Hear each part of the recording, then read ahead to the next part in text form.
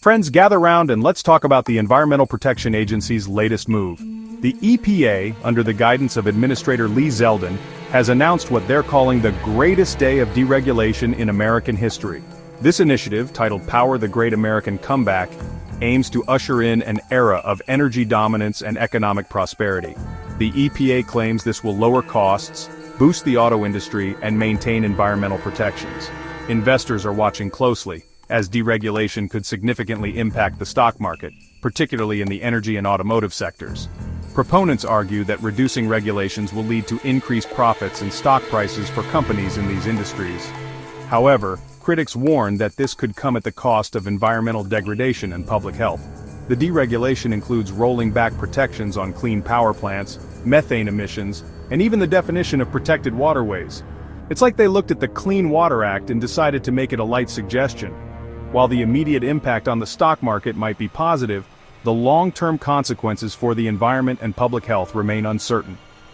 Balancing economic growth with environmental protection is a complex challenge, and only time will tell if this deregulation will truly power the great American comeback.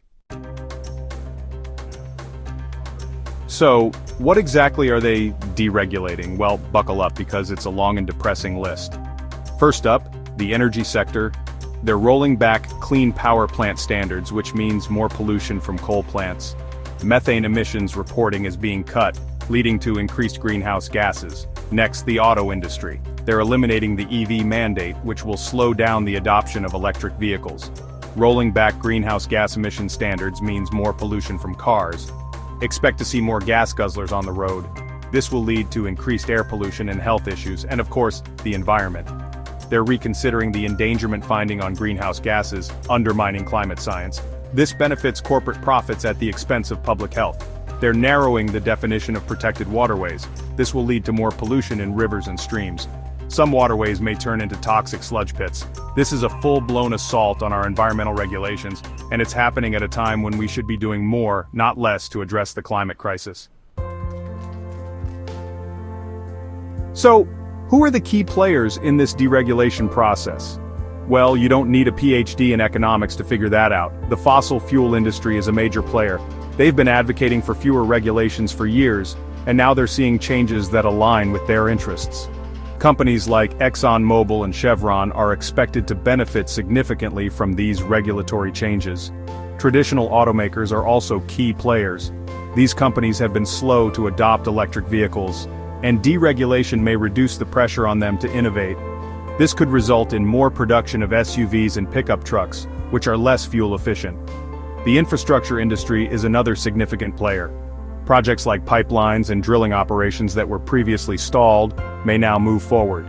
Expect to see an increase in these types of projects. On the other hand, environmental groups are concerned about the impact of deregulation on the planet. The environment could face significant challenges as a result of these changes.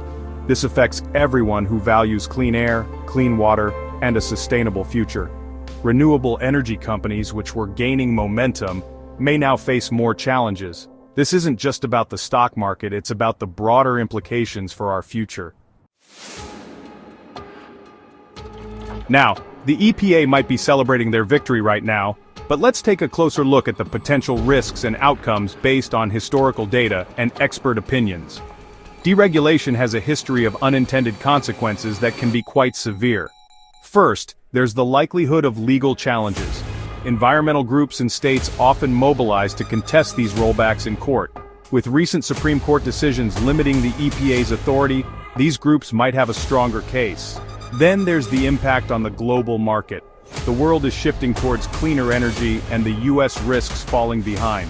While the fossil fuel industry might benefit in the short term, they could face long-term disadvantages. Historical data shows that environmental deregulation can exacerbate climate change.